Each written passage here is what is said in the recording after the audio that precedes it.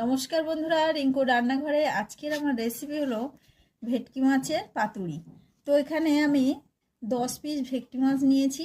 আমি আধা ঘন্টা নুন জলে ভিজিয়ে রেখেছিলাম।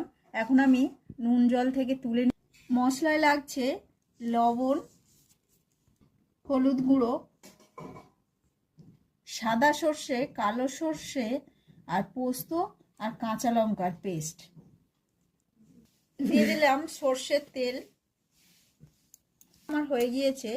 এখন ভালো করে আমি মেখে আধ ঘন্টার জন্য রেখে দেব।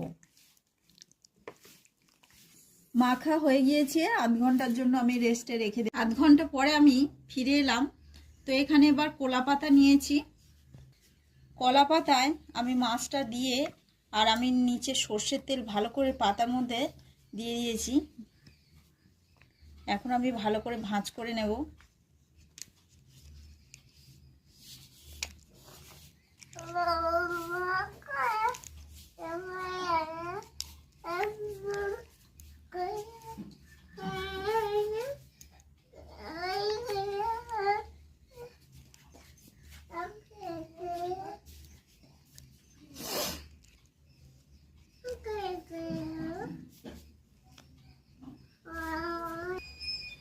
দিয়ে দিলাম সর্ষের তেল।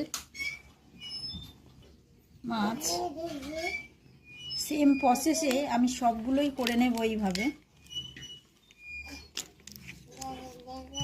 আমার বাঁধা হয়ে গিয়েছে। এখন আমি দমে দেব।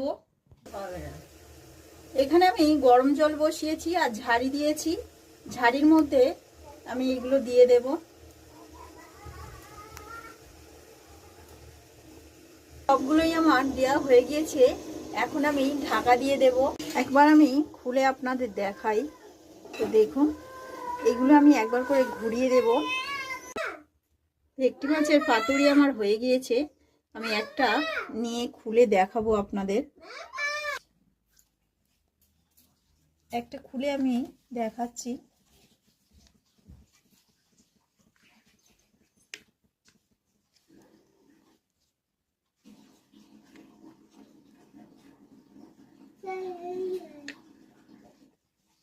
কত সুন্দর হয়েছে দেখুন।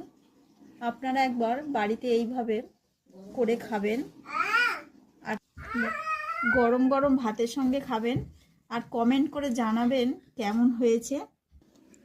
যদি ভালো লেগে থাকে তাহলে আমার চ্যানেলটিকে একটা সাবস্ক্রাইব করবেন, লাইক, কমেন্ট, শেয়ার করবেন।